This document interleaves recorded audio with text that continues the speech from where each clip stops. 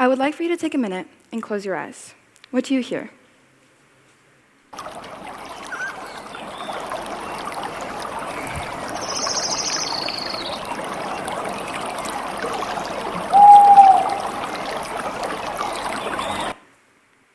Okay, please open your eyes.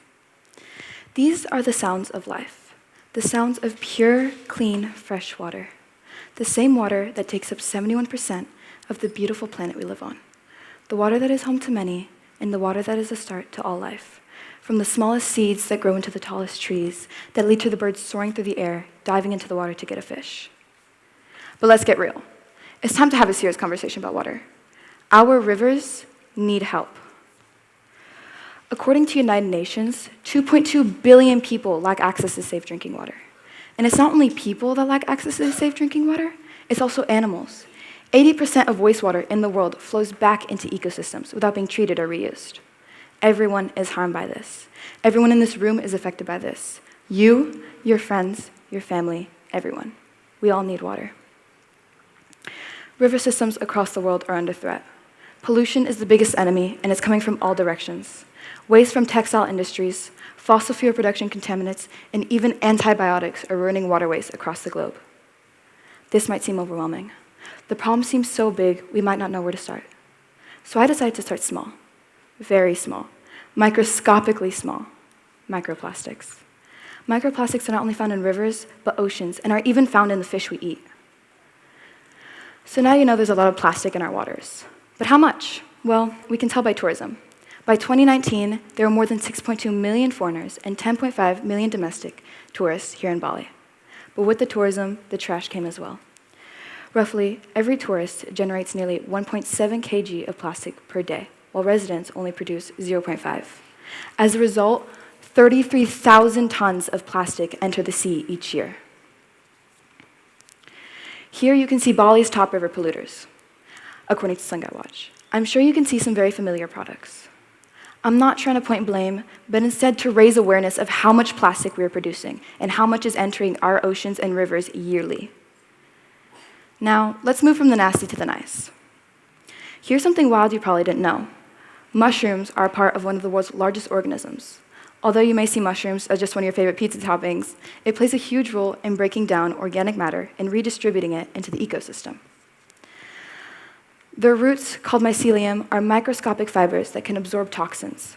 Mycelium is nature's biggest recycler. It can break down oil as well as plastic, transforming them into available nutrients for other living organisms to thrive. As Dan wisely said, it's crazy how nature can heal itself with a little human kindness.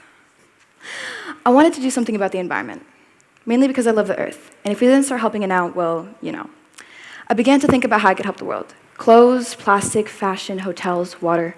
A storm of ideas were brewing, but I found my quest in one of the most unexpected ways. Let me quickly explain.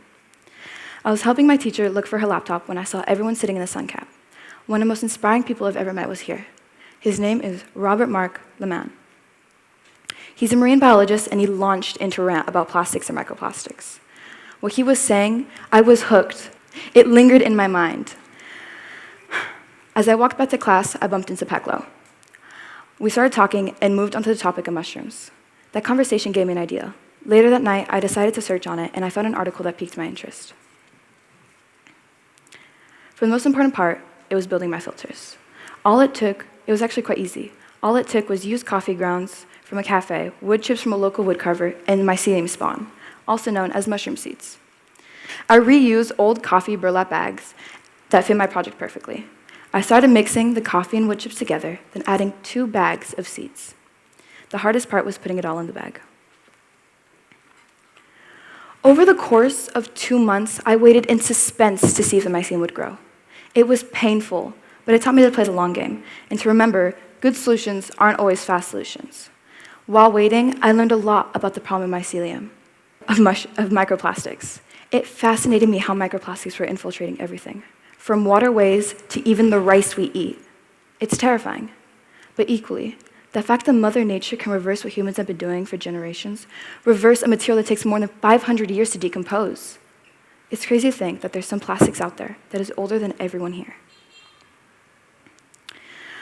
My project, like so many good solutions, involved collaboration.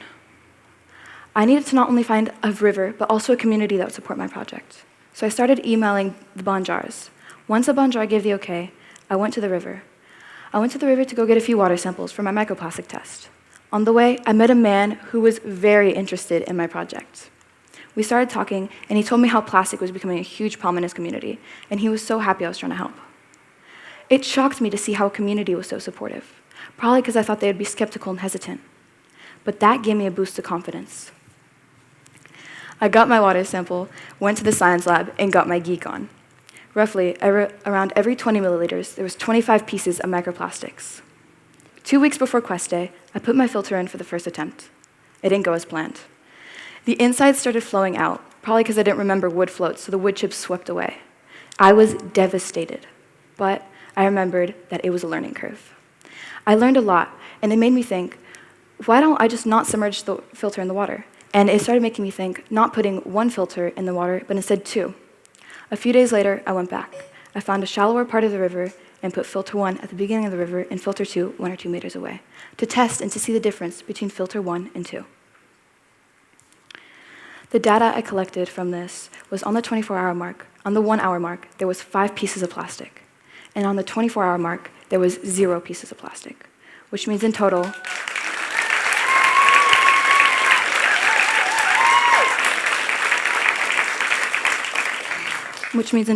I almost took out 100% of the microplastics in that river.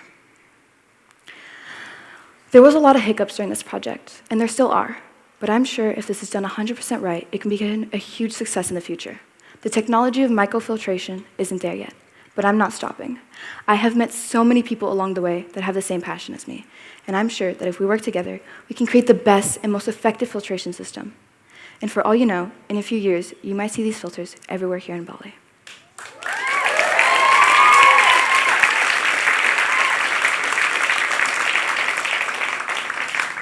Although Quest stressed me out an insane amount, I wouldn't have changed it for a thing. Because without Quest, I wouldn't have understood how many amazing people are trying to help, and not to mention the plants and fungi that are here to help too. A lot of good people do a lot of good things. Just like mycelium, if we can connect up, we can become an unstoppable force of good. A force that might start as a trickle that can build a momentum and speed just like the tides turning things around. So if you're thinking the problem is too big, don't forget, starting small is just the first step. Thank you. And I'd like to thank everyone who helped me throughout this project, from my teachers to my speech mentor, Ibu Kate, to my friends, and to my family. Thank you.